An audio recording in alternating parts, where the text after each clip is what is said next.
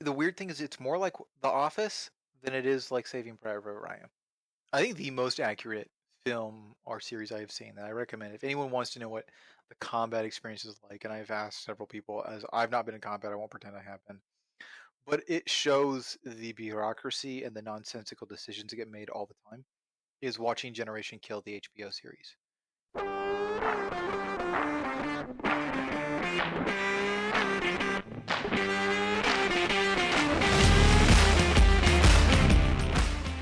Welcome to How I Embraced the Suck, a podcast where you get to hear from veterans what life in the military is really like.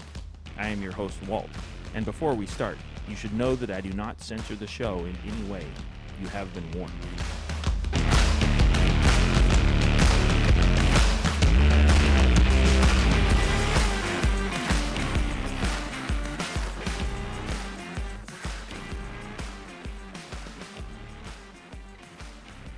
All right, today we have with us Mike, Army soldier, who has a lot of stuff he can't talk about, but has no trouble filling up a sentence with other stuff.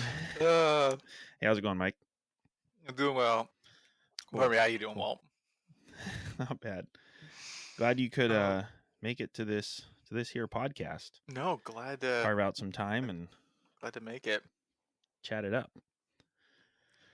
So yeah, so you're in the Army. You've done helicopter stuff. You've done psychological warfare stuff. Obviously, a lot of events and whatnot that you can't touch on, but there's a lot you can, obviously. What's kind of your background for the listener, so they kind of know who they're listening to? Just background. Grew up in the Pacific Northwest. Joined the Army about 5 years ago. An NCO, for those who don't know what that means. I'm a sergeant. I do psychological operations. Was a helicopter mechanic, and currently work down in Bragg. So that's about it. Much I'll go into that. Cool. Yeah. So how what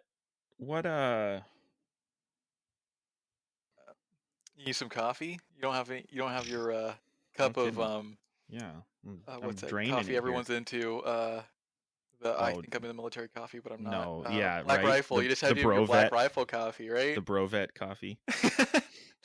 Maybe I will leave this. Funny? I'm so retarded. They started serving that on post in the little gas stations we have, the AFES gas stations. Oh, are you serious? I was just like, what kind of boots drink this? I was like, this is what the wannabe people drink. Oh, like we have some jokes. Their ads get me. Like grunt style T-shirts, like that's what like the wannabe like Kentucky dads who weigh 400 pounds wear, right? Wear the triple XL like the ones like I'd stand between the infidel T-shirt, you know? Yeah. So, I mean, in all fairness, I will say I have seen some real dudes wearing those shirts, but it's cringe enough that I'm like, yeah, you should probably wear something else.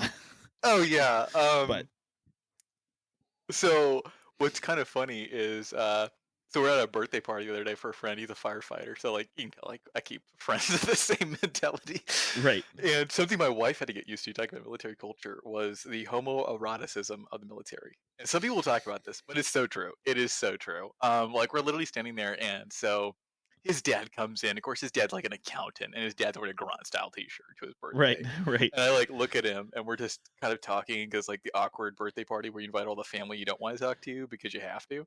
So he's like kind of like using me as his wingman.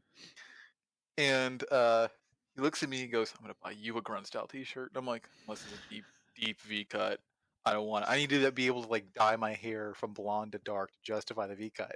And he just starts laughing, and my wife's standing there like, "What is wrong with you?" And his wife, who's like never even been around the military, is just like, "What is going on?" And it's just really funny because it is actually a really useful skill set I found when dealing with douchebags. Like the best tool you can use against just guys who are overly masculine in just everyday life is learning how to play that game. It's just like, oh, you really want to challenge this? Let's just go down this road. And you will watch people start cringe and walk away. And you're like, okay, we're good. Like, just end the story. Right. So I win the game of chicken. Yeah. But is it really chicken? And that's something I don't think a lot of people like. They talk about like cops, firefighters, like our dark sense of humor and dead body jokes and whatnot. Right. It's really true. It is really true, and you watch some new people just cringe, like what is going on? And it's I don't. There's no ill intention or like it's not something like we're gonna get online and say this to somebody hurtfully. It's just a way of like constant coping. Like my first unit at Bragg, we had 6 people commit suicide in the matter of like a year. Oh Like, wow. yeah, like Yeah. How do you? I the mean, the only Pentagon way to came deal down with and made that. us do like a survey about why we hated our unit. It was pretty funny. Like for us at least, not obviously for the families. I'm sorry for the loss, Yeah. but like it's funny that you're sitting in a room and you're like, okay, it took this much problems for you guys to finally like pay attention to this. This is not normal. But I think that's Huh. something that Okay. Yeah. blows Because people's mind. that's I've heard similar stories to that. So I'm actually Yeah. curious about what happens. Like you just got a survey, or what No, so did you get, like a field day or something, or typically the make you first feel time better? thing they do is they bring the chaplain down, right? So like my experience, I'm not sure what the official policy is, so I won't speak on that. But what I've seen be the reality is my first commander was actually really good. Like I feel really bad for the guy, the battalion commander. It was really not his fault, but obviously he's the leader, so he takes responsibility. But first thing he did was have everyone come in at 8 and do PT that morning. He's just like, hey, just come in at 8, don't come in at 6:30. Brought the chaplain. He's like, I want you guys to talk about it. I don't care if you didn't know him. He goes, just to catch up with your friends, just see how they're doing. I don't care where you are. Just be back at work at 10 o'clock. Spend 2 hours with everyone else in the unit you care about, and just Hmm. ask them how they're doing. Which I thought was very creative. And I think that's the problem too. Is a lot of people squash down on creative ideas Mm-hmm. because they're Yeah. just like, well, it's not the regulations. Like, no, that was actually really great. So he like did that, and then the chaplain comes in, talks to everyone. Obviously, he goes to the family, and whatnot. Then we have different counselors and whatnot. And then the Pentagon gets involved basically at a certain threshold. There's so many problems they bring in. Like they're like, okay, is this like a command issue? And that in that particular case, I can't speak to the official findings, but from the people I knew in that unit, I think something that blows people's mind is how much control a company commander has over another human under military regulations. Like this is a Sure. Yeah. man who Yeah. literally by law can feed you bread and water. Like that's like in black and white. Like man can make you eat drink. Your man or woman, whoever you're the commander, can make you eat bread and drink water because yeah, right. Like there's a Right. person who can like without a judge or jury basically decide that you're just going to do work 12-hour days for 2 weeks or something. Like it's just a Hmm. crazy amount of authority. Um, and it blows people's mind, and some people just don't know how to handle that. I honestly, they don't know how to use it, and they cause a lot of damage to other people mentally. Which is not to say like obviously there's some people who just they're not mentally they don't have enough mental fortitude to handle it, so Mm-hmm. they don't fit in. But yeah, Hmm. that case it was actually so I knew the guy, one of the guys. So it's funny but not funny. So one of the guys jumped off an aircraft hangar and killed himself. Mm. Um, the only Yeah. funny part of that story is we had this one guy in my unit who was not that bright. So this guy is obviously a suicide risk. He's being watched, right? Like he has another private Oh, who's okay. supposed to watch him, right? Sure. And at work, and my buddy, who he's just not the brightest guy. Like the guy walks up to him without his escort and goes, "Hey, do you know where the ladder to the roof is?" And this dude's like, "Yeah, right over there." And so like this guy points him to the roof, and the guy kills Serious? himself. And we looked at him, we're just like, we gave him such a hard time after that. We're like, dude, like not to like make you feel bad, but like you should feel a little Right. bit bad. Like Would he have found it? Probably. Did you yes, help but him? still, Definitely. it's like this is like a movie line right here. Like, sorry for that guy. Sorry for your loss and everything. Again, that's another thing too. Like SGLV. My understanding too is they don't actually have to pay your life insurance in the military if you commit suicide, because you have like a life insurance through the federal government. Sure. However, Yeah. because most service members' mental health issues are caused in service, they kind of realize they can't really deny it because Oh, if you cause someone to be suicidal and they commit suicide, it's kind of hard to argue. You can't get, yeah. So sure. Yeah. it's an Yeah. interesting thing that's come up a couple times, but Interesting. yeah, no, it's a big Yeah. That. issue. So, I mean, as I learned more about the military and what it's like to be in everything, that's, I think, one of the things that blows my mind the most is that you will have a guy, as you mentioned, who's on suicide watch. So he's obviously, somebody thinks it's a possibility enough to be concerned about this guy, but they will keep him in the same environment and the same tasks and everything, except he's just got some guy watching him all the time. And I've literally the had to go to a assumption that company that's going to commander. improve his condition. Oh yeah, like you we know, had this guy. He like walks up to me one day, dead serious face. He goes, "Man, if I shoot up the hangar, I'll text you first because I like you." And I'm like, "What?" Right? So like, I go to his company commander. I'm like, "Dude, I gotta talk to you." And he goes, like, "Yeah." And he's like, "Okay." And they send him to mental health, and mental health, like the psychiatrist is like, "Yeah, the dude seems fine." I'm just like, no, like, and I think it's something too. Like, it's hard to speak to. Is like, if you're in the service for a while, you know the difference between your buddy who's joking about something dark and the dude sure. that's off. You Yeah, get yeah, very inept.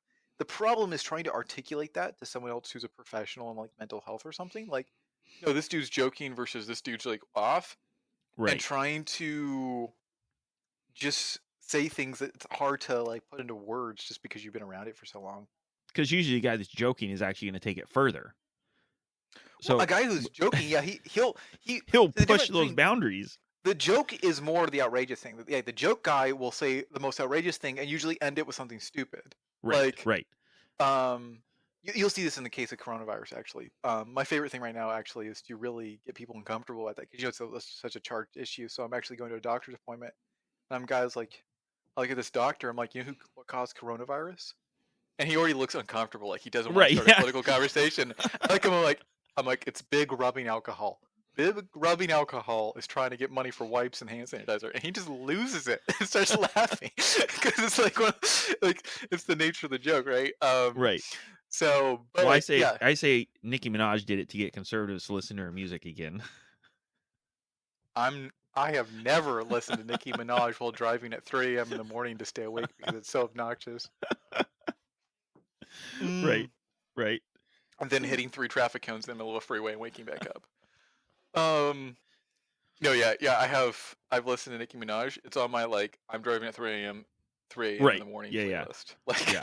what's the most obnoxious song there is out there? I think for me that's Beyonce, but Beyonce. similar, I guess. I don't know. I don't even know those genres really. I'll listen to like some heavier, like, yeah, I know it sounds super cliche, but I'll listen to some like more metal stuff. But I'm more into like Southern rock, so like your what would you call it? Whiskey Myers and that kind of like more of a ballad styled rock stuff. Okay. Okay. Yeah. Yeah. Some people got a little bit of a beat, a little bit of rock, but I don't stand screamo, and I also don't like emo rock a whole lot. But sometimes I will. I have found, weirdly enough, talking about military culture, emo is how I feel half the time in the army. I never listened to emo music in my life. I joined the army, and then you hear songs like "I'm Not Okay," and that's what I need to play like half the time. Like me and my best friend in the military, actually, like one of my best buddies, we literally met each other because I was just a bad day at work, just stupid things are going on. I start blasting some emo music, and he comes up, be like, "This is my jam," and we get in the car like two full-grown men. Like this guy has 2 kids, and I'm like about to be married, and we're blasting emo music while driving around in uniform. Like it's a bunch really of angsty teens. yeah, just like we're like screaming the high notes, like Pantha Disco or something. And it's just like really funny because it just is what it is. But yeah. That's hilarious. Yeah. No, but that's the weird thing is how much you can have a good day and a bad day like so closely. I think like other jobs, you the office ebbs and flows, like, oh, we're having a project, or we're engineers, Sure. or right, and it's like, oh, work is heavy, work is bad, but work doesn't get like bad a whole lot. As one day I'm out doing some super cool stuff, jumping airplanes, shooting guns, having the best time of my life, right? And then the next Right. day we're getting screamed at for something that came down from some person at some office I've never heard of. Right. That you had literally nothing to do with. Yeah, like yeah, getting to somebody to monitor the diversity of your class, and you're just like, we're having a discussion about X, Y, or Z that has nothing to do with any of these topics. Like, why do you guys care? And so like Huh. it's just so weird how things will go up and down so quickly. Hmm. Yeah, uh do you think that's well, no, I guess a similar example would be like when guys are in a firefight in the midst of it, and then when the threat's gone, they like sit down and eat their dinner or take a dump or take a nap or whatever. Like just the ability to switch from task to task. I I don't know think if one is a result of the other. I think it's just more like a consistent idea, maybe.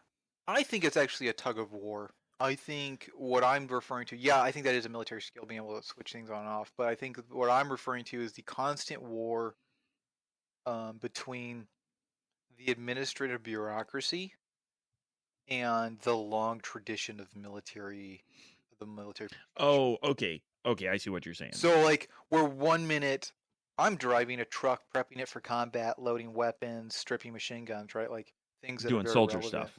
Yeah. And then the Yeah. next minute, I'm spending an entire day on a computer trying to get a stupid computer program to work. So, like, that's something that has no relevance to me can get done because I'm on a list to have to get it done. Yeah. Right? Like that's literally the logic of it, is like, well, why are we doing this? Your only motivation to do this is to not get yelled at. Pretty much. And I mean, I got some good advice from an NCO who was leaving the service when I just got in. He was my first boss. He looks at me, he goes, "This is your gauge of success in the military." He goes, "If you go home at 5 o'clock or 1700 as we call it, all right, and you haven't lost a pay grade or a rank, you're doing good." Yeah. And it's Percentage so wise, that's pretty solid. yeah, he's just like, because that's what really matters. He goes, people scream a lot. He goes, this is a group of immature, mostly men. He goes, and it's that weird thing. He goes, 10% They of the men can't in the punch you, so they're going to yell at yeah. you. Well, he's like, 10% of the men in the military are there because they're the progressive people who really want a job or want it for the college. The rest are there because they just have issues of some sort, like Sure. issues at home, issues Sure. at life. They can't get another job because the military is actually pretty easy. Um, Lucky for and then you. the same things with women. And this is what some people get upset about. It's like, no, it's unilateral. 10% of women in the military are probably the best women in the planet of Earth. Like, the United States military has, of the 10% there, Hmm. I've met some women NCOs and officers who are mind-blowingly just the most squared away, empathetic, incredibly smart people who really just like gotta go get it mentality. And unfortunately, like the men, 90% of them are there to prove something to daddy or to the world or something. Hmm. And so, in the one sense, a lot of that I want to prove something mentality helps like accomplish some things because everyone's like always trying to better themselves and whatnot. It comes out that way. But sometimes the workplace dynamic can get um, interesting. I think it was best summed up by someone I knew who said people who have a small one tend to act like they're a big one. And that really just like sums up some of the way that some people approach problems. You're like, you're literally doing this because you're acting like a 5-year-old and someone pulled your hair in the Yep. fifth grade. I'm sorry, Sure. but like, Sure. stop. We're all like 25 and 30-year-old people. Why are we doing this? Yeah. Hmm. Yeah, So what you was see it? it, but yeah. No, hey, go ahead. So what was it like being a helicopter mechanic in Korea? Touch on Horrible. that. So the first thing about any support job in the military is it's just the job. Like, you could probably take off the uniform and do the job and have the about probably more effectiveness. Um, Hmm. uh, you work really long hours in the aviation fields, which are atypical. Like, I probably in my entire time in aviation, which is about 3 years, I don't. I could probably count on my hand the number of times we did actual PT in the morning, showed up at 6:30 and did our workouts like we were supposed to, because the Right. workload's incredibly intensive. They send you to a school that normally would take a civilian 4 years to complete in a matter of months, right? And then they call you an Right. apprentice. Um, Right. and then you're expected to go fix a multi-million-dollar flying machine with little to no supervision with a manual the Army made up, which I won't get into. Um, and you work at a profession where you're more likely to die of a flight accident than you are of getting shot at. Right. Like the amount of people who've died in aviation, like just go to Google Black Hawk crash and go look at. And I think the thing that really struck me when I graduated my school, the training NCO we had was a really good dude. He looks at us, he goes, 3 of you will die by the time your contract's done. I'm like, that's ridiculous. And like by the time I'm done, 3 of the guys I knew are dead already. I'm just like, that's Wow. morbidly, because Wow. it's a ridiculously dangerous. Not even I'm aware of what the problems are, and it's always different things. They've addressed They the died whole. through accidents. You mean this wasn't like Yeah, I mean, and they've suicides or something? addressed Okay. different things, and it's never the same thing. I don't think the Army is at like a particular fault. I think anytime you're flying military aircraft where you're inherently doing things that aren't safe, like the whole point of it is not to land on a perfectly flat airfield where there's blinking lights and a commo tower, right? Like that's not the point of Right. military aircraft. Right. The point is to land in in a desert where people are shooting machine guns at you. So there's a lot of risk in the way the flight doctrine is proposed. And yeah, no one should ever die in training, but yeah, there's an inherent risk. So I don't think that's a problem the Pentagon's going to somehow come up with a magic bullet and fix. Right. Well, yeah. One thing that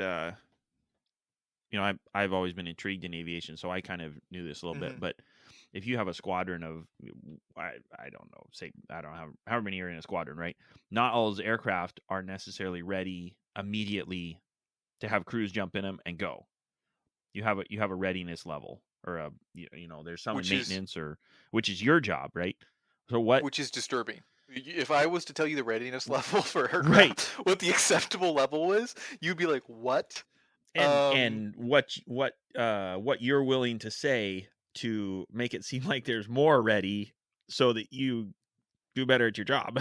There's a funny story about that. So, in military, there's a term called sensitive items. It's like radios, weapons, right? Things that are expensive and shouldn't be captured. Like you need to have accountability for them. Sure. So, incoming officers all take a portion of these items and sign for them, right? It's like lieutenants sign for a certain amount of them. So, okay. on the helicopter, like you sign for them to be responsible. Well, because Army doctrine is the most nonsensical thing ever. There are permanent radios that are installed in aircraft that have to be signed for, even though they're not going to be removed. Don't ask me; it makes no sense. So I was in a dust-off unit, which is a medevac. So medevac is a division asset for the 82nd, which means it's like the general of the 82nd is in charge of it. Oh, okay. I see. Like he determines whether or not it's working or not. Like it's his little baby. So we had this really stupid incoming lieutenant from flight school who insisted we remove these radios, which are permanent fixtures in this aircraft. By the way, when you remove something from an aircraft, it is downed until a technical inspector comes and like sanctions this aircraft to fly. You grounded it. Oh. So he wanted us to lay them out left, dress right, dress as we say, so he could count them and read the serial numbers instead of getting his uniform dirty and climbing back and looking at the serial numbers. And so the mechanic was like a PFC, so like E3, and he's just like, whatever, man, you're the boss. Pulls him out. What rank was he? Sorry, was he a general? You said? No, this guy was a lieutenant, brand new like butter bar lieutenant. Oh my gosh! Yeah. So he has the private. The private's like, this is the wrong thing, but I'm not gonna argue with you. Pulls him out, grounds this aircraft. Well, the readiness level for the medevac gets reported to the general. The general hears one of his aircraft is grounded, so he literally cocks to this lieutenant. So there's a whole thing like where you can't be working on like weekends unless an officer's there to watch you and all this stuff. So the general's like, you're gonna stand by the aircraft because you can't fix it because you're an idiot. You get to stick with the mechanics for the weekend while they fix it, so you can watch them work and think about how stupid you are. Maybe listen to people who know more than you. I bet you the private was happy to stand there and listen to that conversation. Like, this is a weekend I want to be working. How you doing there, sir? You really comfortable sitting there? Like, can I get you anything? You're an idiot. Oh man. Oh yeah. So one of the funniest things too is, so I don't know if you're familiar with what warrant officers are. Vaguely. So warrant officers are essentially NCOs that are officers. So you're like an officer that's not in charge of personnel. You're supposed to be like a subject matter expert. So in the case of pilots, warrant officers can fly, but they're not in charge of anything in the command function. Okay, but it's an O rank. It's not an E rank. No, it's a W rank. It's a totally separate thing. Oh, okay. So they're in between. And the idea is you are a subject matter expert whenever you are. Like Navy, like electronic warfare. The Army, it's like if you were the mechanic warrant officer, Okay. it means you are the dude who knows You every could write VIN the book. number. Yeah, you can tell people what the tire's made out of and how it tastes. Like that is your subject matter expertise level. Right. And the benefit is you don't have any soldiers. You're just basically paid to be super smart at your job. So when it comes to flying, obviously they're super handy because they're never going to leave for some command position. They're going to always be pilots. They're really great. Helps a lot. So most pilots in the Army are warrants, and so we had this brand new XO coming. He was a first lieutenant in Korea, and this guy was just a douchebag, just really trying to like let everyone know he was in charge. So he comes out trying to sound really smart, and I see these two warrant officers giggling in the corner. You know something's up when the lieutenant is walking away from warrant officers after they're giggling because they've told him something stupid. So he walks up to me, and I was working on the Lima models, which are the older models of Blackhawks, and he goes, does this one have a chain to turn the tail rotor? And I'm just thinking, what? Like it's a drive shaft. Like this thing's a bicycle. So I look at him, and like I'm a private, but I'm not a moron. I was a little older when I joined the military. So I look at him like, on this particular model of the Blackhawk, sir, we don't use a bicycle chain. We use a drive shaft. He goes, oh. And this other private looks at me and goes, why do you say this model? I'm like, you can't hurt all this pride at once. Like, let him figure that one out like a couple weeks from now. We're going to drop him slowly. Oh. I've heard so many dumb things from lieutenants. It's so funny. Like one of them, he was questioning why we had machine guns in the unit. Like you have a unit armory, right? And you have rifles and machine guns. Because sometimes, like the whole idea is, no matter what your unit is assigned to, you guys have trucks. Eventually, somebody will be driving a truck somewhere, and you just always should have some base level machine guns, right? Like just one or two, but like just that capability is just a standard no matter who you are. Doesn't matter if you're cooks. Just have that. Yeah. So he was questioning why our unit had 50 cals. And he literally looks at the guy and he goes, he's like, why do you guys have 50 cals? And he goes, oh, those are for the helicopters. And the warrant looks at him and goes, no, that's not where they go. It's just like, what? So, yeah. But so yeah, totally random question. Yeah, in your experience, who is more oh good grief, the term escapes me. Not dumb, like naive. Thank you. Yeah, I'm dumb. Who's more naive? A new private or a new lieutenant? In your experience, the private is more dumb. The lieutenant's more dangerous. Because lieutenant thinks he knows something and will try to do something to kill you all.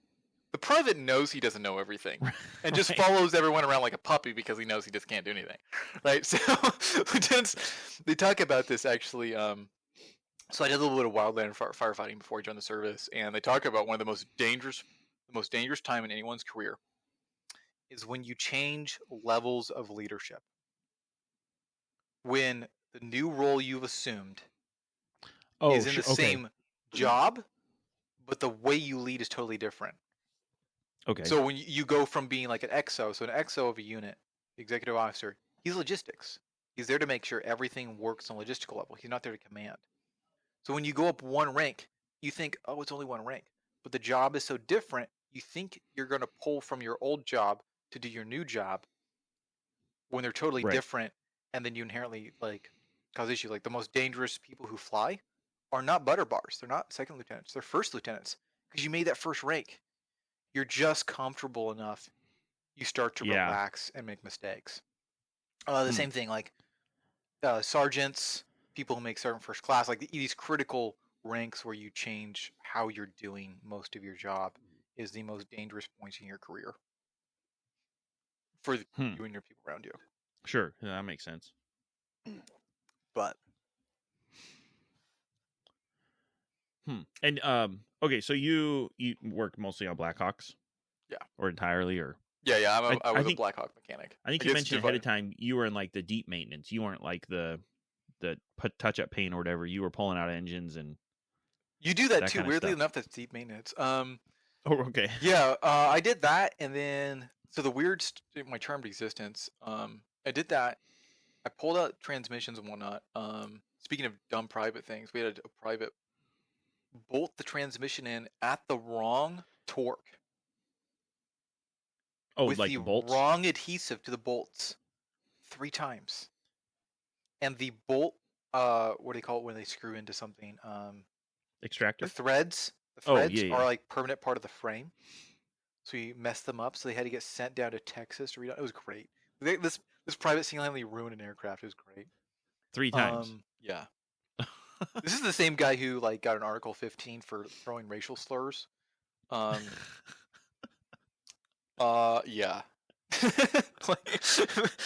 So this is an example of a private just being dumb, but also dangerous. Well, it's really funny. So people don't know this, but Army manuals have a grade level requirement. They're like supposed to be at a 5th grade reading level, and the helicopter manual is color coded with pictures.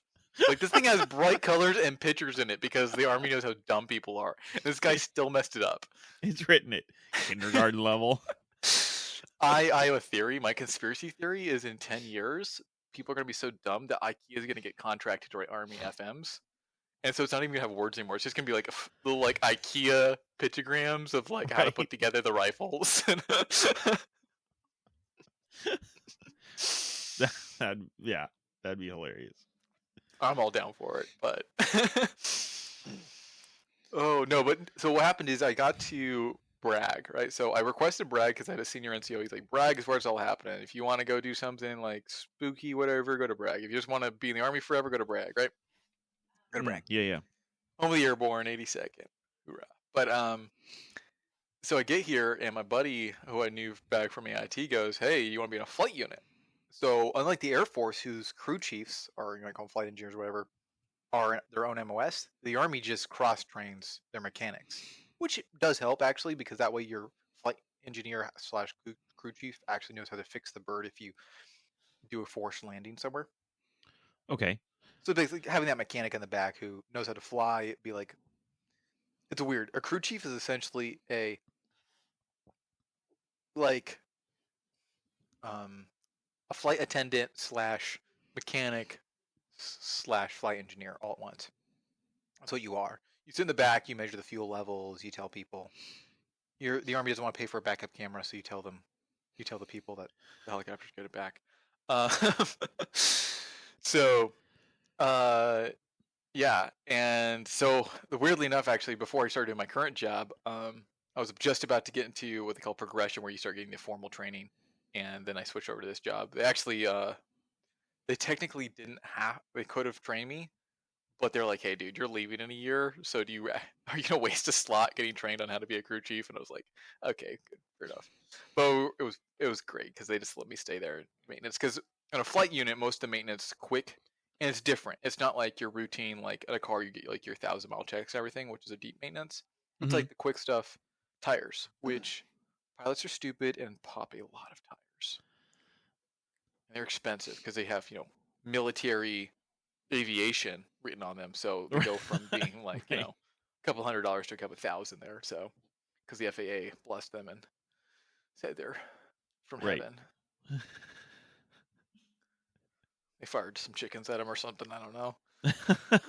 To test him. they blessed him with the holy military waters.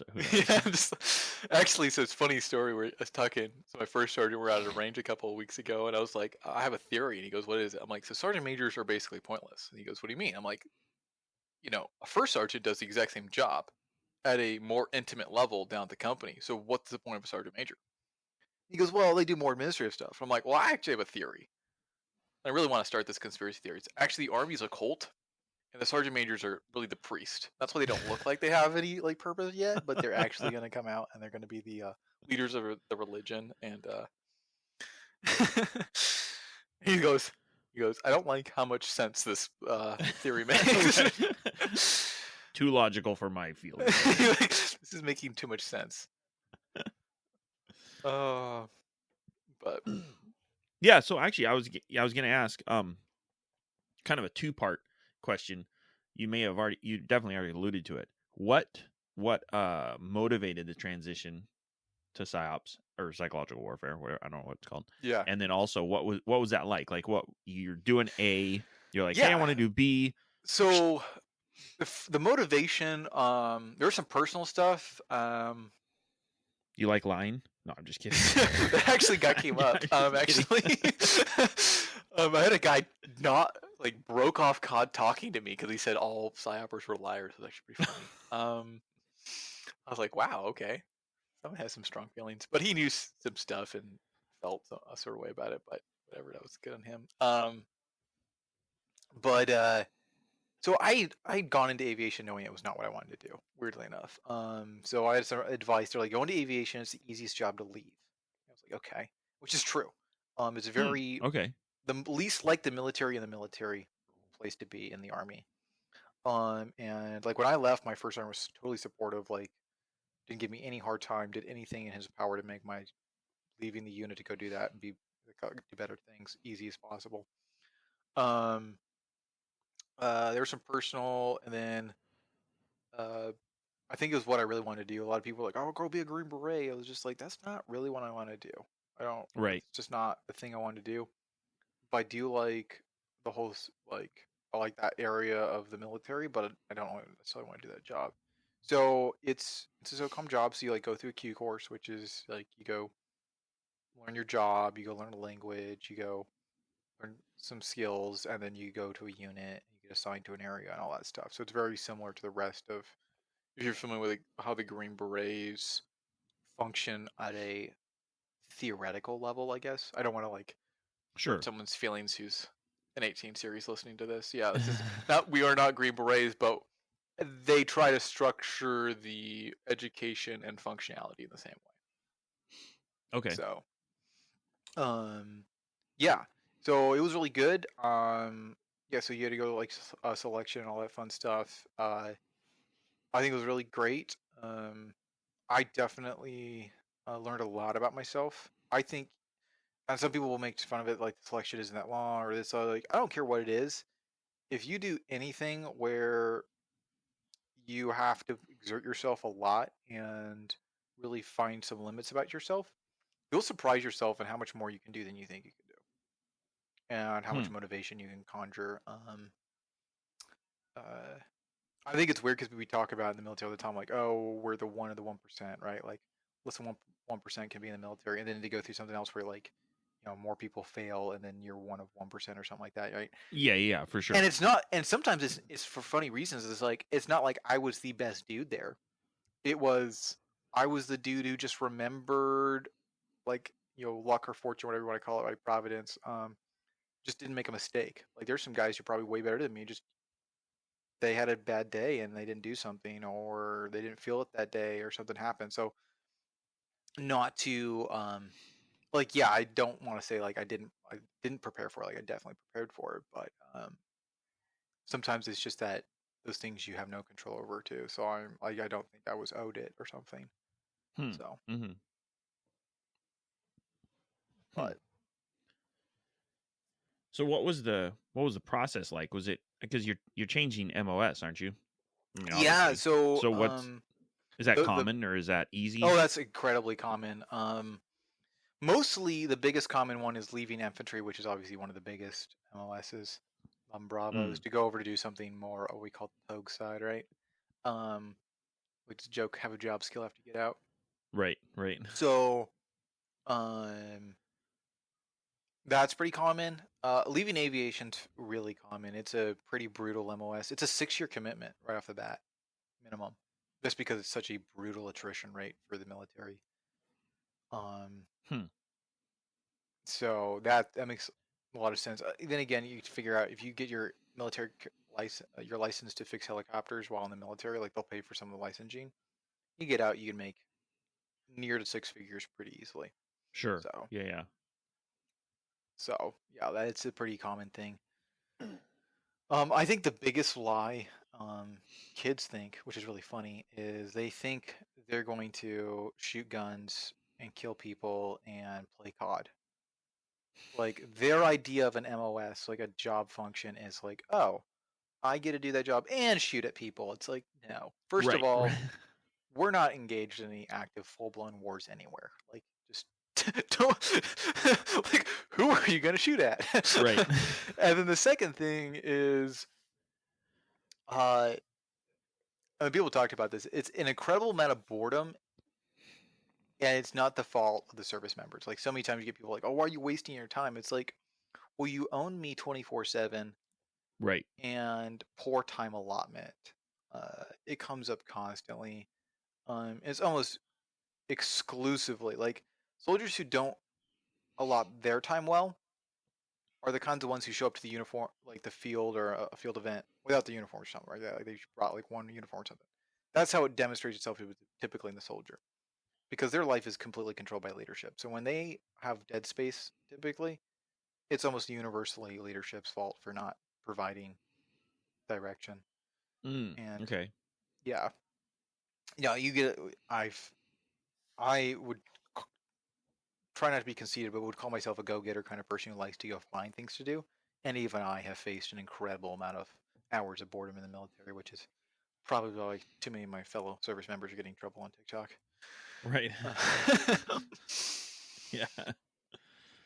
Yeah. Hurry up and wait kind of concept. Oh, hurry up, wait. I think one of the biggest lies, and I literally wrote a paper to this. So the Army's big on papers now as punishment, actually writing papers. Is this whole this phrase they love to use: attention to detail. Mm-hmm. Good. So they'll be like, well, we need to do everything and make it look dress right, dress pretty, and like very in line and everything. Because if you do this in practice, then you'll do it wherever you go, and you'll see things that are out of line, which is actually a lie.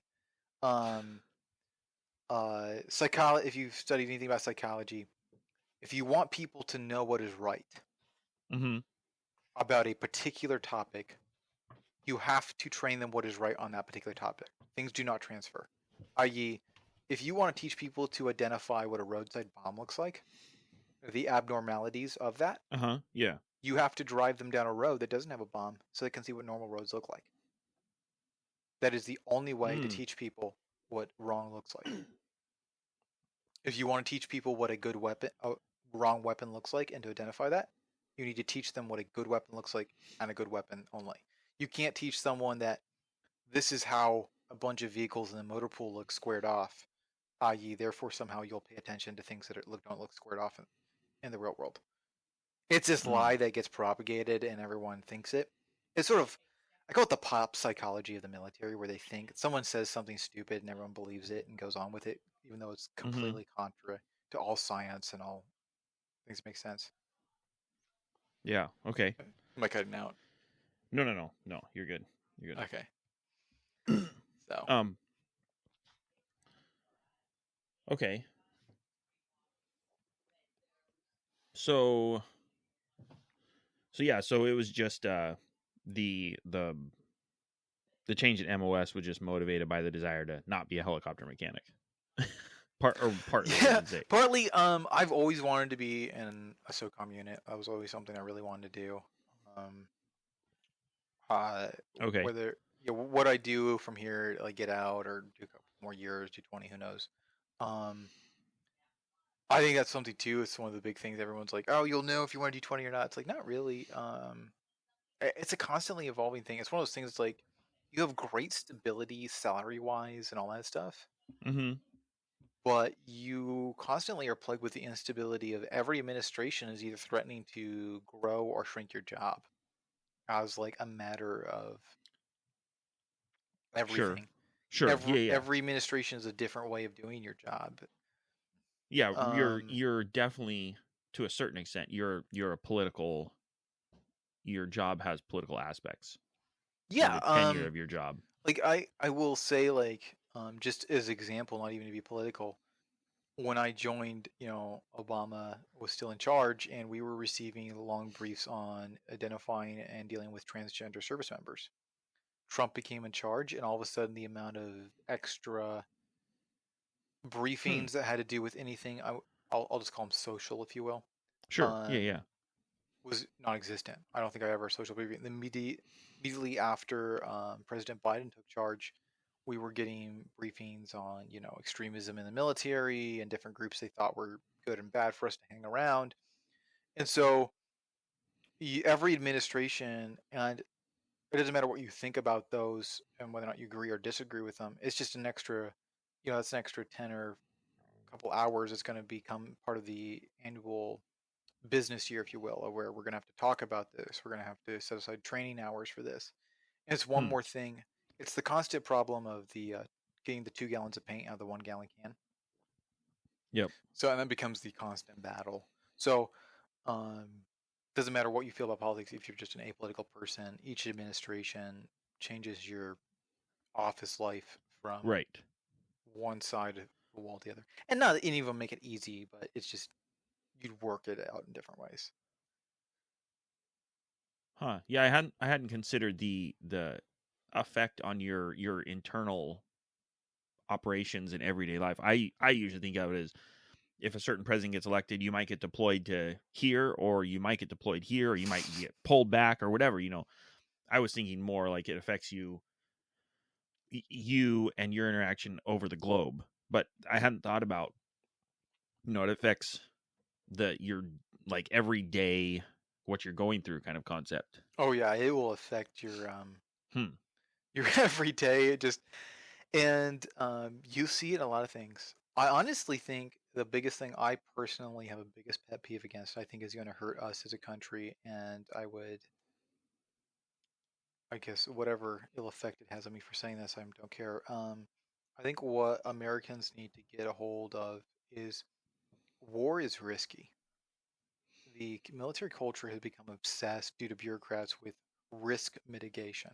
It's almost a cult-like Mm. thing, and you see it in our society with this whole idea that somehow in this perfect utopian future, we will eliminate all risk by somehow doing everything possible that no one will ever die and no one will ever get hurt.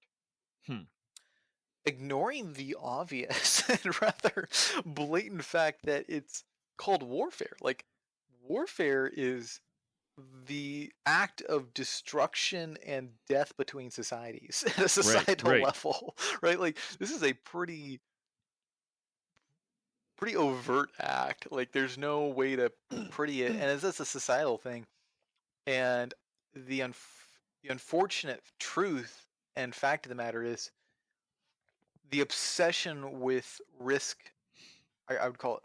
They don't even, it's not really mitigation. They call it mitigation, but they're really what they're attempting to do is risk removal. Is typically the result is more risk because it's a denial of the reality of the line of work and the whatnot. So in some things it's great, right? Like well, I think what's like a great example of how you can see this has worked out is airborne. This is going to really fire some people up. Why do we jump from airplanes? I believe it was Harvard University of Medicine got um, contracted by the military. Don't quote me. This one of the major Ivy League schools Mm-hmm. to ask, what can we do about airborne? Because there's so many injuries, right? A lot of people twist their ankles, and their point to their study was pretty interesting. They pointed out that no matter how many times you jump out of an airplane with a static line parachute, it does not increase your skill level. They're like, it just is what it is. Once you've jumped out the first couple Sure. times and know how it works and know how to pull a reserve parachute, it's pointless. Like, you just Yeah. know how to jump it.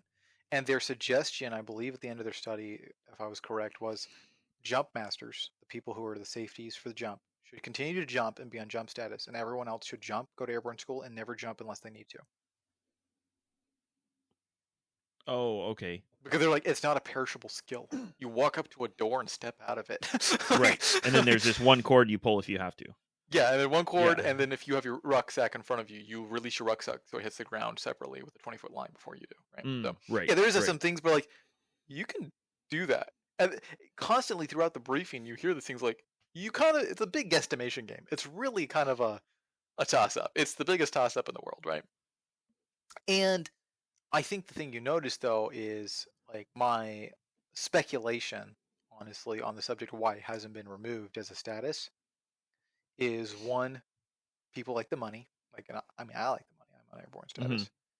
status. The prestige and the funding, because once you say, "Hey, I need airplanes to jump, throw out all of my soldiers, if airborne, like 50,000 people or something like that, right? I need to throw them all out of an airplane a couple times a year. You can imagine how much budgetary funding that is. Yeah, yeah. You'll see this again too. Like, I think back in 2016, there was a suggestion by, I want to say, the Armed Forces Committee to remove all the Apaches from the Army's budget and only give us drones. And the argument was pretty simple. Drones don't have pilots, and we had so many Apaches going down. Apaches are garbage. They're made by Boeing. Boeing has no business making anything that flies. We've all seen how they work. Like, to give you an example of this, and this is something people need to be aware of, like, Boeing designed a disc on the helicopter, right? And the thing was having a rust issue and a corrosion issue. Instead of fixing it, they just updated the manual to say you needed to wash it once a day. Right? Just like defer the issue onto the not my fault. It's like, you guys didn't wash it every day, like we told you. This is a military grade aircraft. This thing can get shot out. You gotta wash it every day. Right. So like, this is like the ridiculousness, and so like, it was a pretty common source. So like, people have been, you hear talk about right now, everyone's focusing on like these bigger nations that are threats to us. Like, we need to turn away from all the terrorism we did and look at these bigger nations who are threats. And the thought was, why don't we just get drones? They're smaller, they're less of a radar target. You can put more bombs on them. You can put more of them in the sky for the price point. Mm-hmm. You blow down a drone, you still have the fewer pilot pilots. more.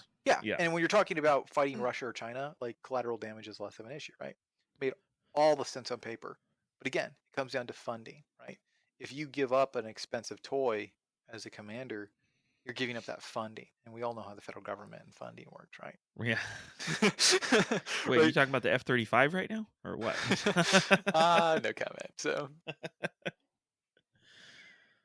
no, it's one of those things where you look at, and it's disheartening in a certain way, because you see good people present great ideas that would save this taxpayer money, would actually help you, and maybe you won't like it for a little bit because it'll be an uncomfortable change, but it will be for the good of like everyone. And to watch it, like, this is not even a political issue here, right? Like, everyone can agree that saving money and being more effective is a great idea. Like, you make both sides of an aisle happy with that, but it still gets shot down because we have an unfortunate problem with the officer corps retiring and then becoming board members on companies that are way too vested in the well-being of contracts. Yeah, exactly. So yeah. Agreed. Yes.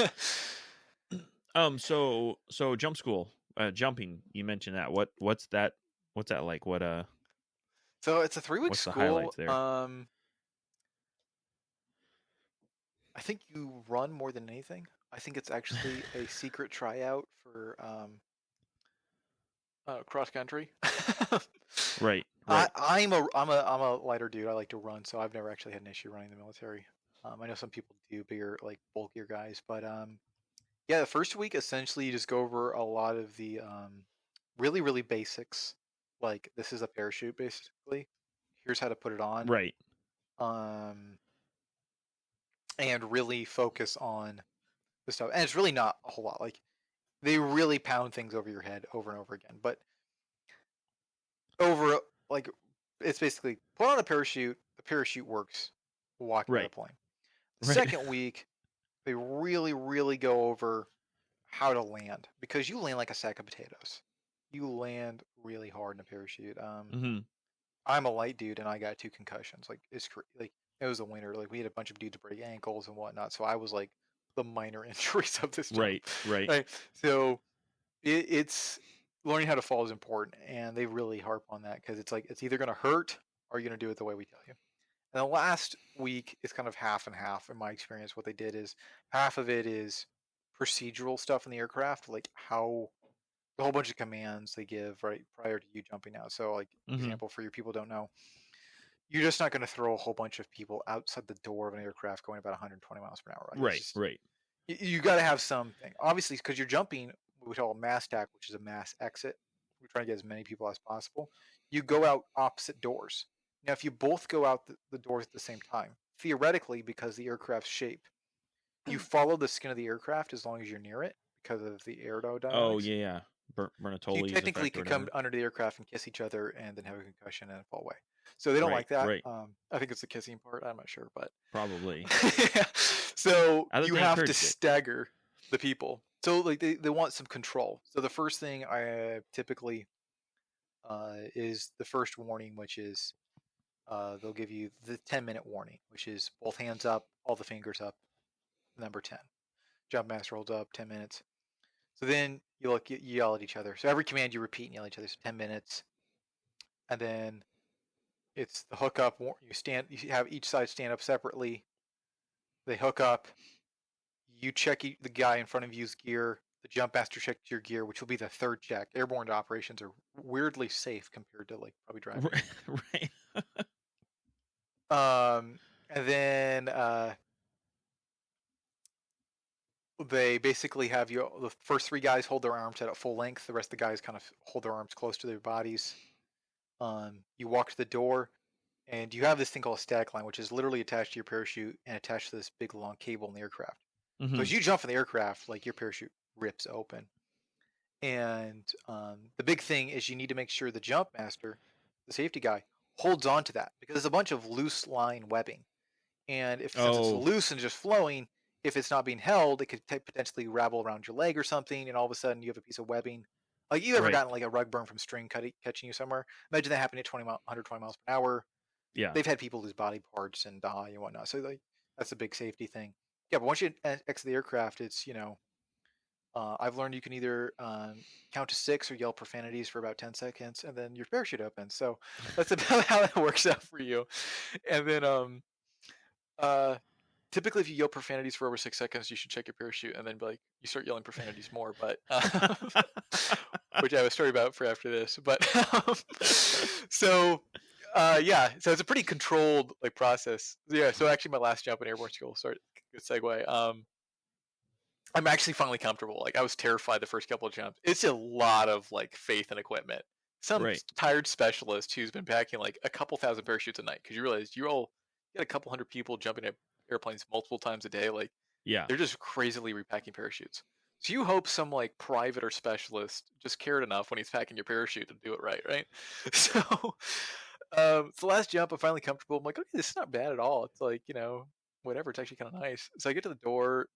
Like the 4th guy at the door or something like that. I jump, count to 6 or whatever it is, and then I look up and I'm like, I say a word. My cigarette rolled, and I'm like, that's not good. So I'm like, well, so funnily enough, being in wildland firefighting, I've been in some hairy situations with wildfires, so I'm actually pretty calm, surprisingly so. And I was like, okay, I got this. Pump reserve, do the position, yank the reserve out. It goes out. Well, it goes out, catches wind, and then wraps around my whole body. Oh, nice. So now I'm like mummified in a small reserve parachute and have this giant like piece of dude. Now we've been briefed before. You will not die if your parachute doesn't open necessarily, because no matter what, you're only falling about 1,000 feet. And the laws of physics, that parachute, even if it doesn't open, provides so much drag. You'll probably only break all your bones. So we had a guy actually do it the week before I did. Apparently, he broke like 4 ribs and he was fine. I can't imagine him ever wanting to jump out of an airplane again. But wow, can you imagine like knowing your parachute doesn't work sometimes and be like having that in the back of your head and having to go? So there weren't blood upon the risers and brains upon his chutes. No. Well, so I was incredibly blessed. I landed in the one swampy portion of the DZ. Went about a foot into the mud. Landed.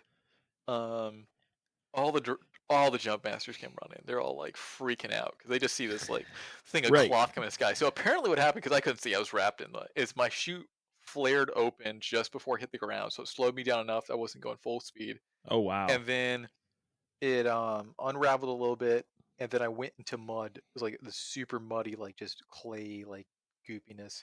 So I went straight into it and came back out. Wow. So yeah, that added a lot of excitement to my life. The entire time was really funny though. I learned something about myself. When I'm under high stress, I start narrating my life and start talking about like, Micah, you're a stupid person. I start talking in third person, like as I'm falling in the sky, like you're such a effing idiot. Like, what are you doing right now? Why did you choose this job? You're gonna die falling out of the sky in like Alabama because you're an idiot. Right, so um, yeah, it was an interesting experience. It was really funny because then my mom texted me like the day after, like, how was your stump school? It was good. Yeah, it was great. I'm fine. Great time. Um, it was really funny though because for Christmas there was some family drama, and my sister looks at me at one point during Christmas and she goes like, "You don't know what a hard life is like. You don't know what it's like to have people die and have danger." And I'm just looking at her like, "Nope, definitely don't know what you're talking about. I'm just gonna give it my shot." Like, we're not gonna go down this rabbit hole right now. So, yeah, that is something too. I have heard talked about. Is the disconnect between family and yourself as far as lifestyle. Yeah.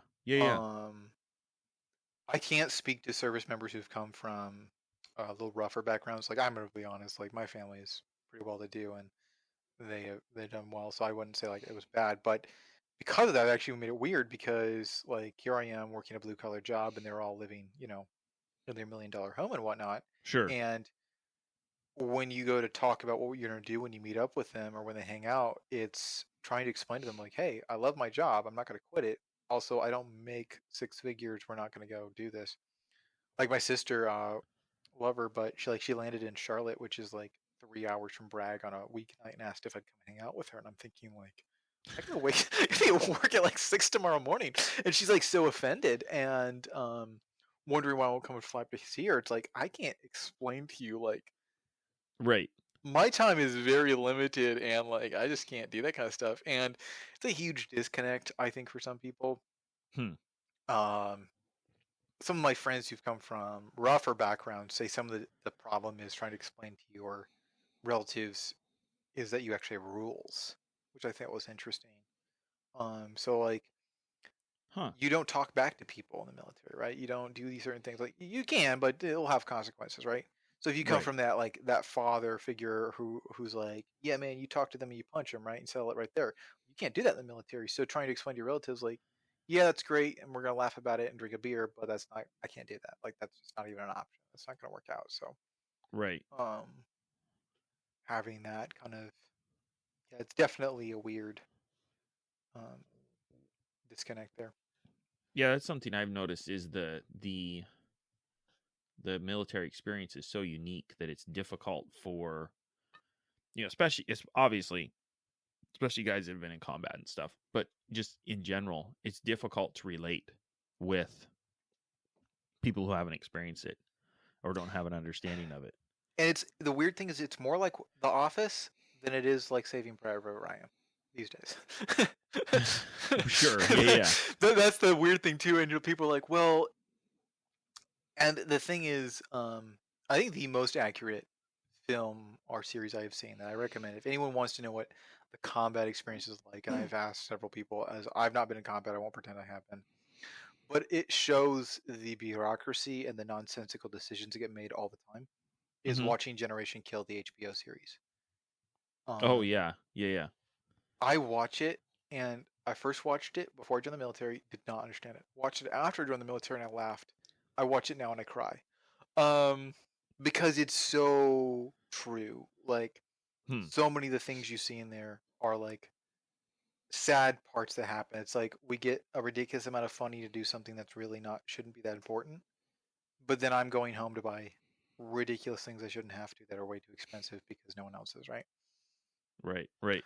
Um, where you're having to get justifications to get safety or something like that. And you're just like, why is this so hard to do? Something that should make so much Hmm. more sense. Right. So, yeah. And then the Huh. other thing too is a lot of people don't understand is unlike any other federal job, it's the easiest federal job to get. Hmm. Almost every Oh, other federal job, you have to get sure. a bachelor's degree and all this other stuff. So you're kind of like the janitor for the NFL football, an NFL football team.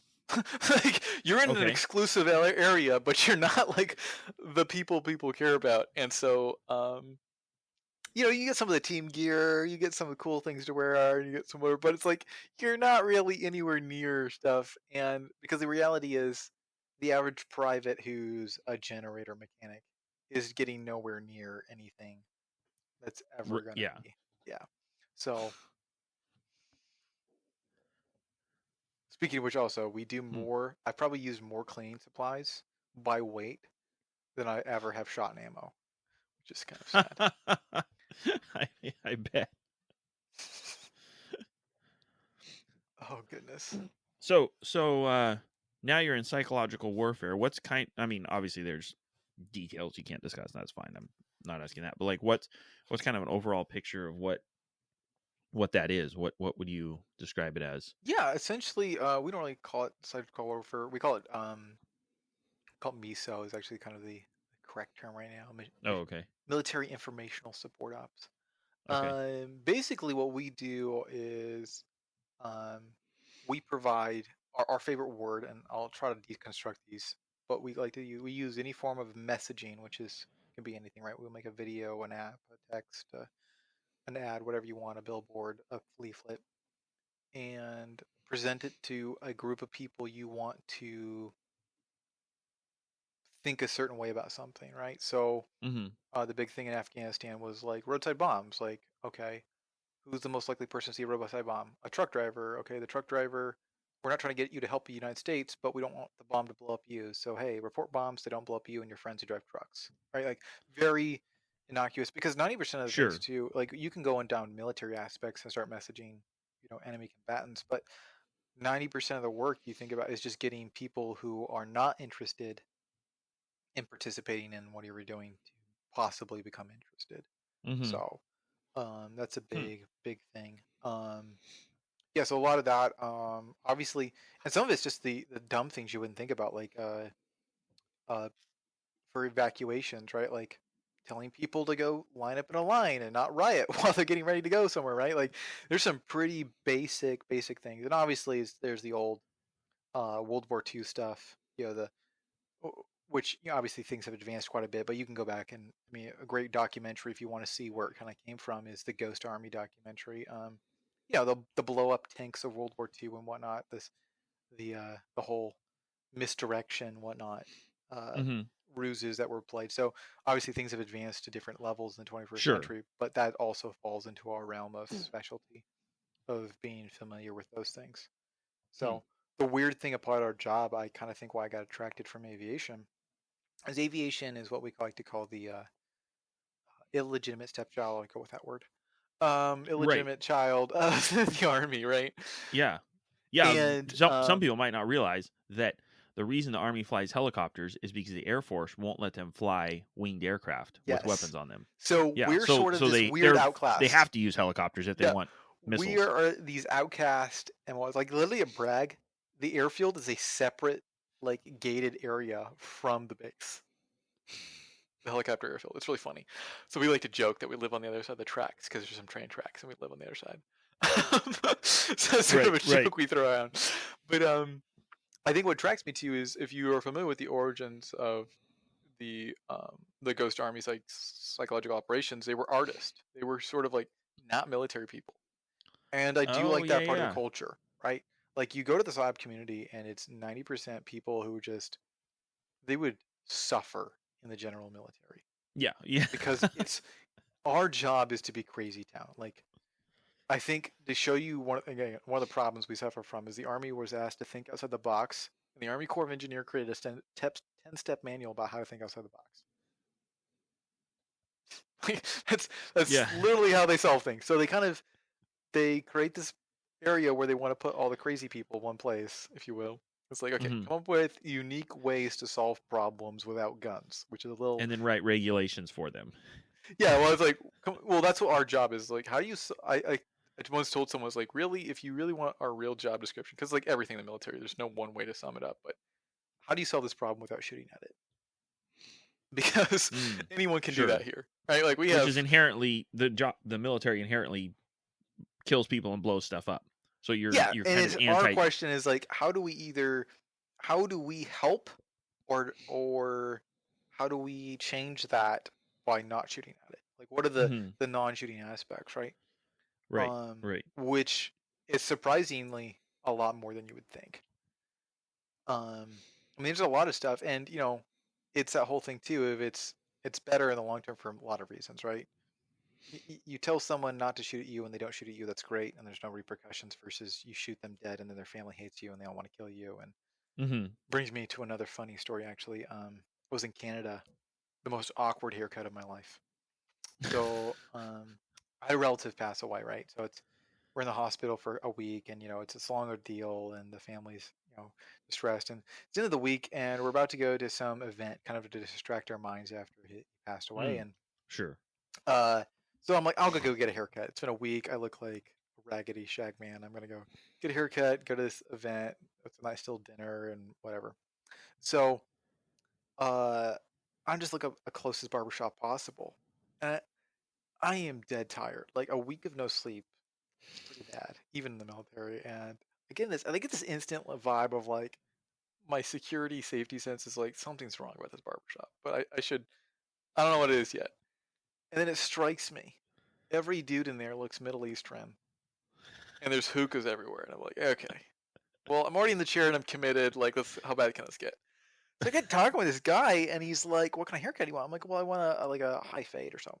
And he goes, "Like, what kind of high fade? Like lines or like artistry?" I'm like, "No, no, no. Like think of like a clean cut, like a cop haircut." He goes, "Oh, are you Right. from Saskatchewan?" Which I was guessing was like either their police or their military like bases were up there. I'm like, Oh, "No, I'm sure. from Yeah. stateside." And instantly his face goes a little bit weird. I'm like, "Oh, that was not the thing to say." He goes, "Are you in the military?" I'm like, "Okay." I work in a medical evacuation unit, like really harping on the medical side of this, right? Like Right. Right. really go down this route.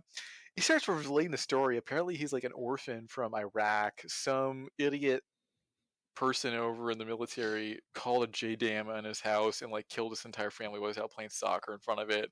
And I'm Oh, just like wow. listening. This man's like taking a straight razor and cutting the hair in the back of my head. I'm Right. just like, Right. this man's gonna kill me. He's going to Like slit my throat. I'm I gonna don't want to shave. die in a chair in Canada because I let the wrong dude cut my hair. So most awkward haircut of my life. Wow. Man, I was just like, yeah, dude, like going full hipster, like, yeah, man, Yeah. policy, the establishment, just like sucks, whatever. Like, get us here, give him a nice fat tip, leave. It was great. Yeah, it was pretty funny. Yeah. Don't tell Wow. people what kind of haircut you want. Right. Mm. One one question I like to ask with the, obviously you've been in, if somebody was to come to you and say, "Hey, I'm thinking about joining the military, whatever branch, or maybe it's Army or whatever, um, what advice do you have for me?" What would you tell them? I would actually give him the advice I got given, which was a single statement of, what do you want to do when you get out? Because if you Hmm. know what you want to do when you get out, A, if you say I don't want to get out, and you tell me you want to be in for 20 years, and that tells me a whole bunch of stuff, Mm-hmm. right? You've already made that decision, so that's going to dictate your career. And if you want to get out, one, it lets you draw that line in the sand of like, hey, at this many years, or if this happens in my career, or I don't get this, I'm going to get out. Because it's so easy when you get to that point to be so comfortable, you don't want to make that decision. So Mm-hmm. make that Sure. line in the sand. Like just be like, hey, this doesn't happen or whatever. I'm moving on to the next thing. And the second one is, bit with that is, it lets you make those decisions, like, right? Because if you want to stay in for 20 years, the schooling and the different things you're going to prioritize are going to be totally different if you're trying to take a civilian job set outside. Mm. So I'd say, if you know exactly what you want to do when you get out and what you want out of the military, that's great. Because so many people are like, oh, I just want confidence and I want to be tougher and stronger. It's like, dude, Right. you want confidence? Uh, go skydive, go get a gym coach, and go get a job, go to college. Like, if you want all these things you're saying, go get a degree in business, make $100,000 a year, and go pay someone to teach you that, and not sell your soul to the federal government. Like, that's Mm. just stupid. There Sure. has to be Sure. a very specific reason, um, something that's being offered that's not you. And like, even if it's just like, hey man, I want to do 4 years and want to give to America, and I think this is important family value. Just know that and realize that's just what it is. Like, don't try to sell it as something larger. Like, I'm gonna Don't somehow fool be. yourself. Don't lie to yourself. Yeah, I think a Yeah. lot. I mean, I get it. A lot of people do come in the military, which is like they come from situations like, let's go to the military or join a gang. Like, and you hear these stories and whatnot. It's like, okay, but don't come in with a very clear plan. Come in with a clear understanding.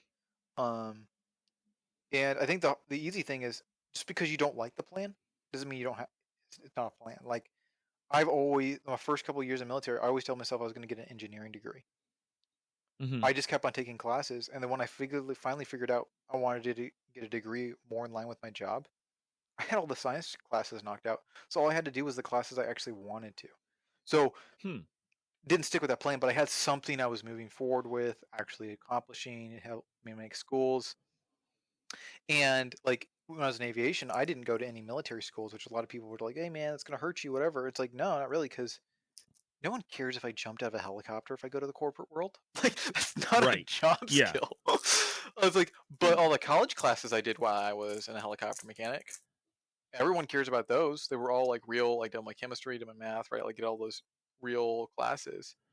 And Right. I think something people don't realize is so the army will pay for classes while you're in the service that don't actually have anything to do with your GI Bill.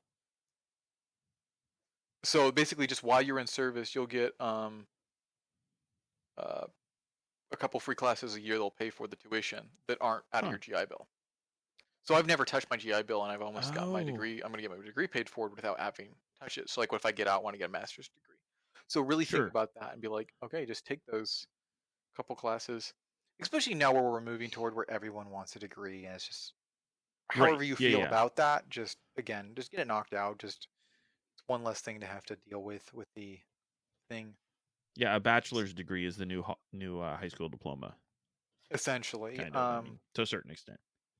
yeah, I think it's a high school diploma. It's um honestly, I think one of the big things you're seeing why military guys are getting away without having them is because a bachelor's degree answers the same questions the military does in a resume. You know how to write a paper, you know how to Hmm. show up at the right time, you're willing to listen to people if you don't like them, you're able to work with people you don't like and just get a job done, and you're willing to do Hmm. some things that are uncomfortable, which are sadly like lacking job skills nowadays. Yeah. Hmm. Yeah. I heard someone say that a college degree, not always, obviously, but for a lot of things, a college degree is evidence of time spent, or it's a certification of time spent. So that's kind of similar to the military. You get out. What you did might not be relevant, but you have proof that you spent time in this system. Yeah, And no, same with a lot of absolutely. bachelor degrees. So something the military has done, which I will give them credit for, is they've done a really good job at trying to make sure all our training is documented and has some sort of reciprocity to the civilian side. And making sure like colleges try to accreditate our courses and whatnot, Hmm. so that people can look at your resume and be like, "Oh, you did this," right?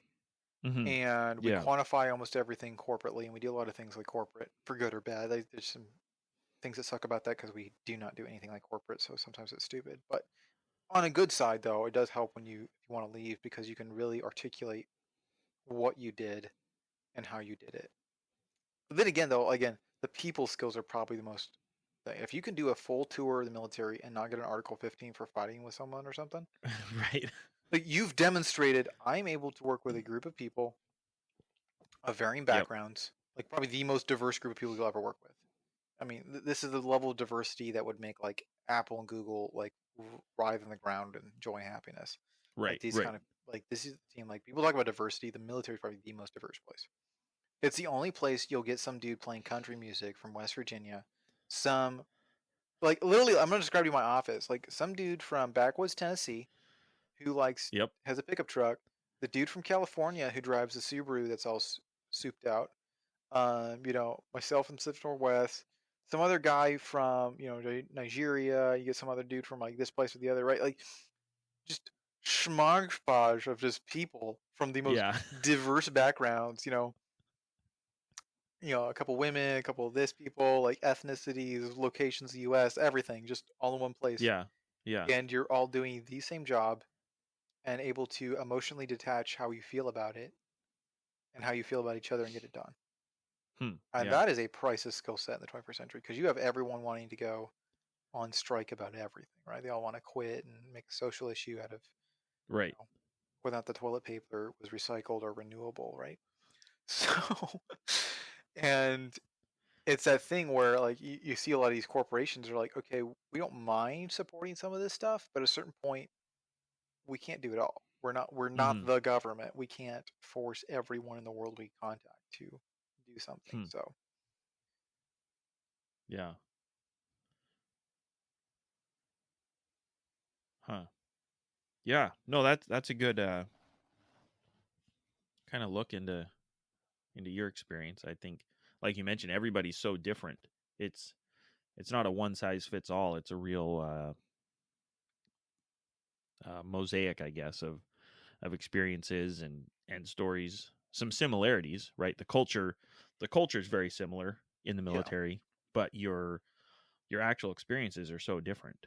Um, I think that's kind of what I'm shooting for, is just to try to give people an overall picture of what it's like, and or at least an image, not a full picture, yeah, but at least a look into what we really as civilians don't really normally get into the military. yeah. Again, So like going back to that, know what you want to do. Actually, talking about the civilian view.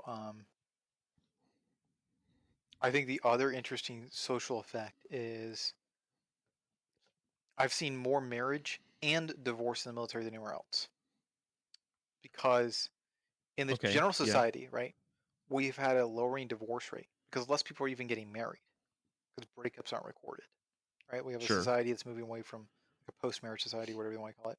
Um, so guys and gals and whatever, relationship you're into are just not even bothering to get into a marriage. As the military, your pay has to do with your marital status. yeah, yeah, And unfortunately, because they do that and because your way you live, and no matter how much they cut it, it basically they've designed a system where you live a lot better if you get married. mm-hmm. Yeah, You just get a lot more, and even if it's like you make the same amount of money, the anonymity of being able to live outside of a military base and like get in a house or an apartment and just not have to like live on your work. Like who wants to live at work, right? And so just better for your being. And the unfortunate part about that is it sort of socially pressures a lot of mostly young guys into making terrible decisions and getting married. hmm. Um, and then they're in the turn is you see an incredible divorce rate, which the Yeah, armies try to rectify. And the problem is you can't fix it on the tail end. The problem is the encouragement of poor right, relationships. right. Like just to give you an idea of the neighborhood I live in, you don't want to know how many people are divorced military people like living in my neighborhood, Oh like yeah, of a yeah, street full of. It's like I think of the military people in the street, every single military guy I know in the street, other than myself, is a divorcee. Like that's just yeah. ridiculous. But like even my office, I've been married for 2 years, and somehow I'm the longest married dude other than one other guy. Like how is that conceivable? And again, Wow. I think it's a testament to a pay structure that encourages early marriage. That's not wise. Because then you're like, oh Hmm. man, because like, I think the one thing people don't realize is so when I got married, right, the thing that would change is one, I don't have to live in the barracks, right, which the barracks is basically a dorm for people who aren't getting smarter at college, so it's basically a dorm for stupid people. And right, it's like exactly the same. You got people who watch over you like RAs. You've got rules. It's stupid. They're not quite real rooms and whatever nonsense, and they're Right, always like full of right. mold and they're terrible and get paid too much for them. So like you get married, all of a sudden you're getting like I think like whatever is the government considers the median rent in that area. So all of a sudden you get an apartment. It's kind of nice, right? Like you get some like ability to be yourself and like outside Mm-hmm. the base at night. And the other thing is, if you're married, all of a sudden you don't have to eat the defact. So then the government supplies you about like $350 to go buy food, so you don't have to Right. eat. And all of a sudden, like you can eat what you want, right? Like, and yeah, I get the government's trying to save money stateside, but the unfortunate problem is a lot of these policies that try to save money stateside are like super antiquated. Like you want to talk about things that are outdated from 1950 and are just stupid. like it's ridiculous. And you'll see it with a lot of things where it's like, why are we doing this way? This is like designed for a combat zone. This is not designed for people who spend the fortunately because of the way we are, right? Like 90% of your time in the military, if you join the military right now, if you did Right. 4 years, I'm willing to bet that you might see one tour, but you probably spend most of your time stateside in a base. working a 9 to Yeah. 5. Yeah. An inconvenient 9 to 5, but Yeah. Huh. so. Yeah. Any final thoughts or final word or anything to plug or? I think that's the biggest thing. I think if you're into the military, you're signing your name on a dotted line. So like, just know that whatever happens to you for however long you sign up for, you just gotta kind of bend and grin and bear it because that's kind of what you signed up for. You signed to do Yeah. whatever you True. don't want to do for the next couple of years. And then honestly, like I think, however much terrible I speak, you hear people think about, like, don't be lied. It's the greatest thing you can ever do. As far as if you get pulled into it for life circumstances, the military won't teach you a thing. The military will provide you with experience to learn about everything, though. So if you definitely want to be Hmm. like, hey man, I want to like go see the world and learn a job skill or whatnot, it's actually a decent way to do it if you're smart about it and choose your job right. But definitely join the Air Force. Don't join the Marine Corps. Yeah. Awesome. Okay, Yeah. well, Well, thanks. Thanks. I thanks for appreciate having the. me. Yeah. Thanks for Well, the time. absolutely. Well, you have a good one. Thank you for listening to this episode of How I Embraced the Suck. If you enjoyed the show, tell a friend. And as my Girl Scout den mother used to say, stay frosty.